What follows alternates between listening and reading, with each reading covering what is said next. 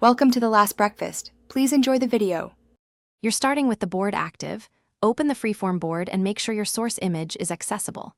You want to tap the plus or background control right away so you don't waste time.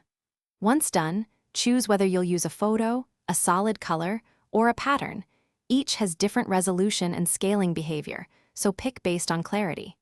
Make sure to permit access to photos if prompted, because Freeform needs that permission to import images from your library. Now import your chosen background and place it. Drag the image into the board or use the import dialog, then pinch to scale and drag to position key elements where you need them. You'll want to send the image to the back or lock that layer so your notes, stickers, and shapes stay on top. Once positioned, check for pixelation. If it looks fuzzy, replace with a higher resolution file. Make subtle adjustments, because once you add content, changing scale becomes harder. Finish by adding your text, shapes, or stickers above the background and adjust opacity so items remain readable. Once everything looks right, export or share the board.